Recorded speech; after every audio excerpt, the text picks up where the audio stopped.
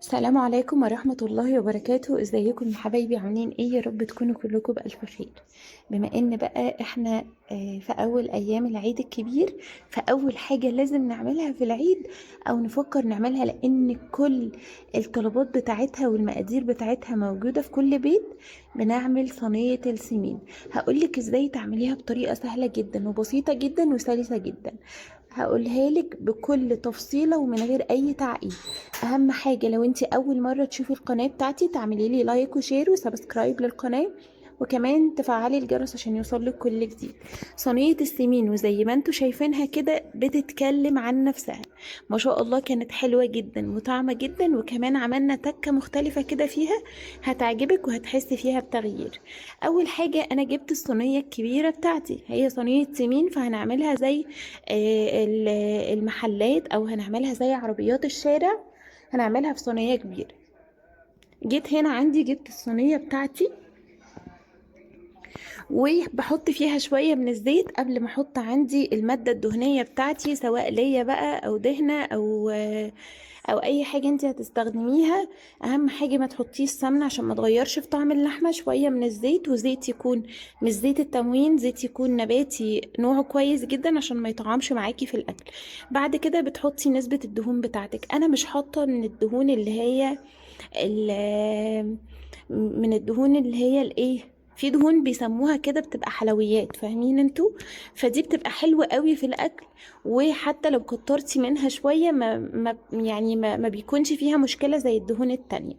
فانا جبت عندي الكميه دي زي ما انتوا شايفينها كده، واللي هيشوفها هيقول كتير، لا هي على النار مع الزيت هتبتدي ان هي تنزل كل السوائل اللي فيها وحجمها هيصغر كمان شويه. انا محتاجه كميه دهون كويسه جدا عشان اقدر اشوح فيها كل اللحوم اللي انا هبتدي احطها. طيب انا جبتها عندي، بص بقى، وابتديت ان انا اقلبها بالشكل ده علشان الدهون بتاعتها كلها تنزل، وبعد كده هقول لكم هننزل عليها بايه. انا عملت تكة مختلفة فيها السنة دي، يعني من حوالي سنتين كنت عاملة صينية السمين، كنت عاملاها بالكفتة اللي هي زي كفتة داوود باشا، الكفتة المدورة، وكنت عاملاها كمان بالممبار، وكانت تحفة جدا وطعمة جدا وكانت فظيعة. هنا بقى عندي انا كنت بوريكم ان الكبده والكلاوي والفشه والحاجات دي كلها اللي برضو بيسموها الحلويات، او اللي هو بيسموها يا ربي اسم غريب كده، ال ال ال العلاقة او العليقة، انا مش عارفة انهي فيهم بالظبط، بس هي واحدة فيهم يعني. دي بنجيبها بنقطعها، طبعا ما بتتغسلش الا لو انتي لاحظتي ان عليها شوائب، بتضطري ان انتي تشطفيها وتحطيها في مصفى تتصفى كويس جدا. وبعد كده بتبتدي ان انتي تقطعيها، بس بتحطيها في التلاجة الاول عشان ما تتهريش معاكي. عايزه تشيلي الطبقه الرقيقه بتاعه الكبده من بره قبل ما تقطعيها شيليها، مش عايزه تشيليها خلاص. بصوا بقى زي ما انتوا شايفين نسبه الدهون اللي عندي ساحت ولونها اتغير داخل على اللون الذهبي كده، يبقى هي تمام قوي. جبت حوالي كيلو من اللحمة وقطعته مكعبات صغيرة، بحيث ان اللحمة بتاخد وقت في السوى، فانا حطيتها في الاول بحيث تستوي معايا كويس. انما بقى الكبدة والفشة والحاجات دي بتستوي على طول، ما بتاخدش وقت زي اللحوم. هبتدي بقى ان انا اقلب فيها كده زي ما انتوا شايفين بالطريقة دي لحد ما لونها يتغير تماما ويتحول للون الرصاصي. هسيبها كده؟ لا طبعا، هدخلها في مرحلة السوى ان هي تبقى فاضل لها تكة وتستوي. بعد كده هبتدي احط الكبدة. طيب انا نرجع بقى للنقطة الاولى. انا لما جبت الكبدة عندي بتضطري ان انت تشيلي الطبقة اللي فوق اللي هي بتبقى نسبة زي طبقة جلد خفيفة شفافة كده، انتي بتشيليها، مش اجباري يعني، بس في ناس ما بتحبهاش وانا عن نفسي ما بحبهاش.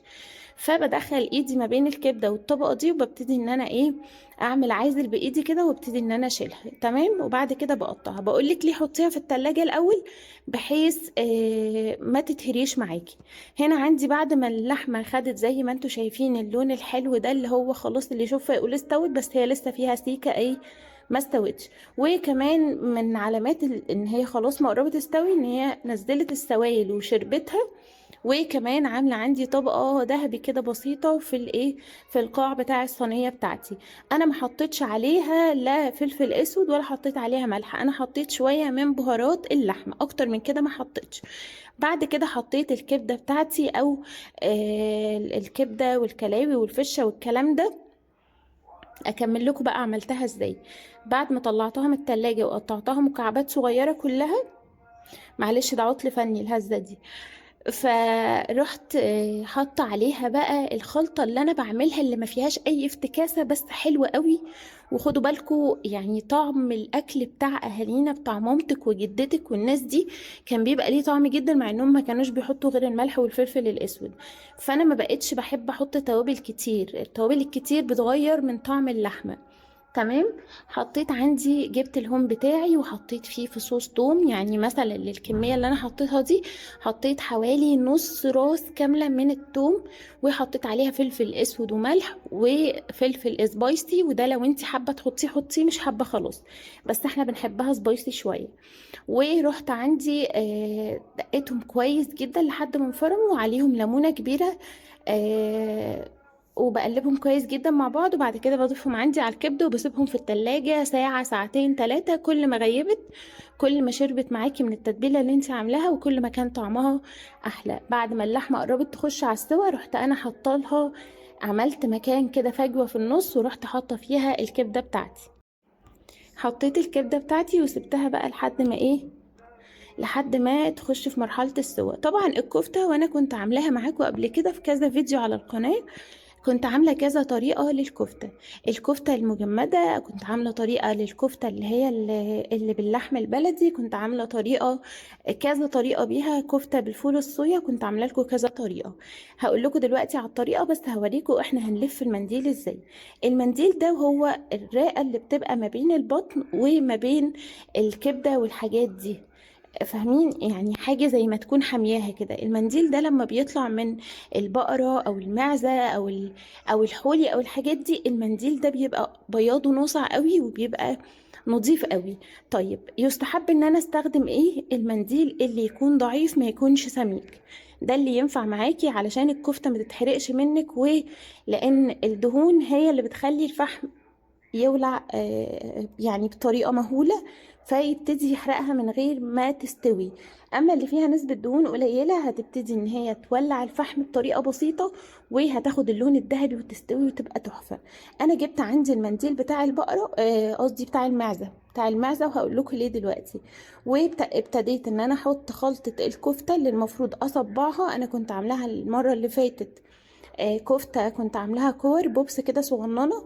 انا المرة دي قلت لا، قلت هعمل الطرب، هعمله وهضيفه كمان ياخد من الصوص بتاع الكبدة واللحمة والحاجات دي. تمام. ده اللي انا بعمله ده دلوقتي، اسمه الطرب. عايزة اقول لكم تحفة، يعني صنف من الاصناف اللي لازم في كل عزومة تعمليه، لانه هيشرفك. هتحسي ان انت عاملة طبق حاجة حلوة، مش حاجة حادقة. تمام. تحسيه شبه البسبوسه كده. طبعا هعمل لكم الطرب بكذا طريقه. هنعمل الطرب الرول ونبتدي نقطعه، وهنعمل الطرب الصوابع، وهنبتدي ان احنا ايه، نلفه كده زي ما انتوا شايفين. اهم حاجة ان انت المنديل بتاعك يكون سمكه رفيع، ما يكونش مليان كده، عشان تقدري تلفيه وما يتفكش منك، وكمان ما يولعش منك على الفحم. اما لو انت مش هتعمليه على الفحم وهتعمليه في الفرن او على الجريل مثلا، تقدري عادي ان انت تحطي المنديل بتاعك سميك، ما فيهوش اي مشكله. كده كده هينزل الدهون بتاعته، هيخس منك شويه بس مش هيبقى فيه اي مشكله. انما على الفحم هيولع منك بطريقه وحشه جدا. تمام. انا هنا عندي يستحب ان انت تحطي المنديل بتاع المعيز. ليه بقى؟ لان مهما انت اتاخرتي عليه، يعني مثلا انا عملت الاكل دلوقتي وركنته شويه وعندي عزومه، واضطريت ان انا احط مثلا، ومثلا الناس ما كلتش على طول، فلو انت حطيتي المنديل بتاع البقرة او المنديل بتاع اللي هو الحولي، فهيبتدي ان هو يجرمز معاكي ويجمد ويعمل كتل كده، مش هتحبيها قوي. لكن المنديل بتاع المعيز ده بصوا ما بيجمدش، ما بيجرمز، ما بيحصلش فيه اي مشكلة. انا مش عارفة برضو العطل الفني اللي حصل في الفيديو ده ظروفه ايه، بس ان شاء الله هيتحل. طيب العطل الفني انا والله ما كنت اعرف ايه سببه. الفيديوهات كانت بتتصور عادي جدا وعمرها ما حصلت معايا، بس مش مشكلة ما دام الفيديو اتصور ونزل، فدي حاجة كويسة جدا احسن ما الفيديو يكون اتمسح. يعني انا اوقات كتير كنت بصور الفيديوهات وفجأة ابص الاقي نفسي في الاخر ولا عملت حاجة. على فكرة التصوير متعب جدا، مش سهل، وانك تهتمي وانك تعملي كل حاجة بدقة وبنظافة، وانك تطلعيها بالمنظر الحلو ده قوي في التصوير. بياخد مننا وقت ومجهود كبير جدا. تمام، انا هنا عندي الطرب زي ما انتوا شايفينه، لفيته رول كبير، والرول الكبير طبعا في العطل الفني اللي حصل ما بانش انا قطعته ازاي. تمام، وقطعت الرول دواير دواير كده صغننه، زي يعني اللي هي، يا رب افتكر، اللي هي عجينة الايه، مش مشكلة، انتوا اكيد فاهميني، واكيد ساعة ما تشوفوا شكلها هتفتكروا، لان انا لما بحتاج الحاجة في وقتها ما بفتكرهاش خالص.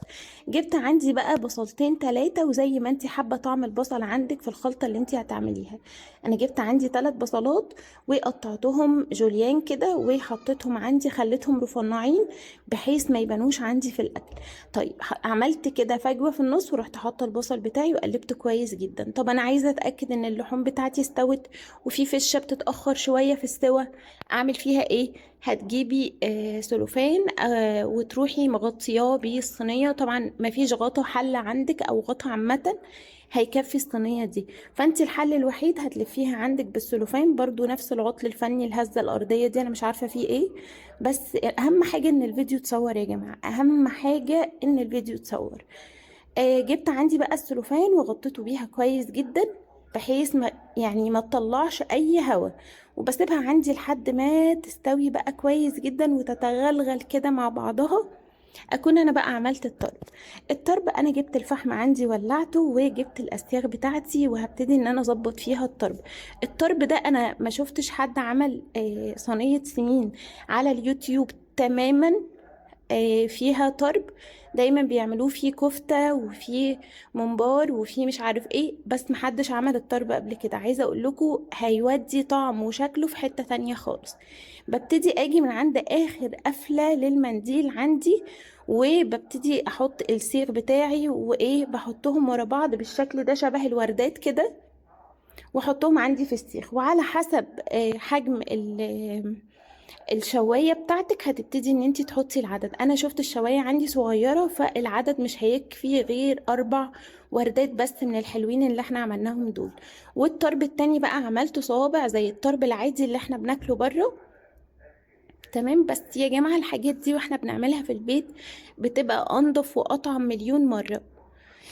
تمام، انا عملت الطرب، عايزه اقولك ان هو هيمسك معاكي، لان عجينه الكفته كانت مظبوطه جدا، وهقولك على الطريقه. هيمسك معاكي كويس قوي ومش هيفك منك على نفس العطل الفني، انا مش عارفه فيه ايه والله، مش هيفك منك على الشوايه، بل بالعكس هو هيكون متماسك وهيكون حلو جدا. نتمنى تصليح العطل الفني. انا اول مره اشوف الفيديو على فكره دلوقتي، وهو فيه الغلطات الكتيرة قوي دي، بس معرفش والله ايه سببها، يعني اللي عارف ليها سبب يقولي. الحمد لله يعني ان هي متأخرش كتير. آه فعجينة الكفتة عندي كانت متماسكة وحلوة، مفكتش على الفحم. بصوا بقى، علشان الطرب كان سمين شوية، فابتدى عندي يولع بقى في الايه، في الفحم. بس احنا ما شاء الله يعني الحمد لله لحقناه قبل ما يتفحم مننا. بس والله كان سكر، كان سكر شكل وطعم وريحة ما شاء الله. انا جارتي اللي في الخامس من فوق نزلت لي تقول لي انا الريحة كانت فوق قلب الدنيا عندي. انتي عاملة بقى ايه؟ اه والله، بس تصوروا ما دوقتهاش، مش عارفة انا نسيت والله. المهم، انا عملت فجوة عندي برضو في نص الايه اللحوم بتاعتي اللي انا عملتها، وابتديت ان انا احط الطرب بتاعي علشان يشرب من كمية الصوص اللي نزلها اللحمة والكبدة والكلاوي والفشة والكلام ده كله. بصوا الطرب، ما شاء الله كان حلو جدا، والله العظيم ما شاء الله كان تحفة. ادي الطرب عندي زي ما انتوا شايفين، ساعة ما هيشرب من الصوص ده هتبصوا تلاقي الدنيا ايه، اتظبطت قوي. اهم حاجة ان انت تحاولي تعلي الصاجة بتاعتك وما تغلطيش غلطتي، تعلي الشواية بتاعتك عن الصاجة اللي هي بيبقى فيها الفحم، لان هي لما بتقرب مع نزول الدهنة دي على الفحم بتبصي تلاقي عندك، بصوا بقى كمية الدهن اللي بينزلها الطرب، يا خراشي تحفة. عايزة اقول لكم كانت روعة. كمية الدهون اللي بينزلها الطرب على الفحم عندك بيخليه يتحرق بسرعة من غير ما يستوي. فانتي حاولي تعليه شوية. انا الحمد لله لحقته وطلع معايا حلو جدا. قلتلك على الغلطات وقلتلك على السلبيات، اهم حاجة تاخدي بالك منها. هنا بقى المرحلة الاخيرة، ودي المرحلة اللي انا بتشاهد فيها، وهي مرحلة التقديم، اللي هو كده اشهد ان لا اله الا الله واشهد ان محمدا رسول الله. انا خلصت تمام، بس كل اللي حواليا في الشقة كانوا هيتجننوا ويخلص عشان ياكلوا. ما شاء الله الريحة كانت قلب الدنيا. هقولك بقى على خلطة الكفتة. انا جبت اللحمة بتاعتي المفرومة، حطيتها عندي في التلاجة تتشمع شوية، وكنت عاملة الخلطة بتاعتي. يعني الكيلو لحمة مفرومة عملت بصلتين كبار مش وسط، بشرتهم كويس وصفتهم عندي من المية بتاعتهم، وركنت المية على جنب مش هرميها لو انا هعمل كفتة. ورحت جايبة عندي الكزبرة الخضراء، بقطع الورق بتاعها بس، ما باخدش اللي هي العيدين الناشفة دي عشان ما بتبقاش حلوة في الاكل، بقطع الورق بس. وببتدي ان انا انعمه بطريقة حلوة جدا بحيث طعمه ما يبانش، بس ينزل كمية الزيوت في الكفتة فيديني نتيجة وريحة وطعم تحفة. وبحط عندي فصين من الثوم المهروسين، ملح وفلفل، 7 بهارات لحمة. وكمان بحط عندي احنا قلنا توم، حوالي 3 4 فصوص توم، بتفرميهم مع بعض كويس جدا مع قرن فلفل سبايسي يكون حراق كده، هيظبط معاكي الدنيا تمام. وبخلطهم مع بعض كويس جدا، وبحط معلقتين من البودر وكمان بحط معلقة من النشا، ببتدي اخلطهم مع بعض وبدخلهم في التلاجة حوالي ساعة. وبعد كده بروح مصبعاها عندي وبتبقى متماسكة وبتبقى حلوة جدا. بصوا بقى الطرب ما شاء الله. وصينية السمين بتاعتي كانت روعة روعة روعة، اتمنى تجربوها. وبكده الفيديو بتاعنا النهاردة يكون خلص. يا ريت لو عجبكم تعملوا لي لايك وشير وسبسكرايب للقناة، وكمان تفعلوا الجرس عشان يوصل لكم كل جديد. والسلام عليكم ورحمة الله وبركاته. السلام عليكم ورحمة الله وبركاته. ازيكم يا حبايبي، عاملين ايه؟ يا رب تكونوا كلكم بألف خير. بما ان بقى احنا في اول ايام العيد الكبير، فاول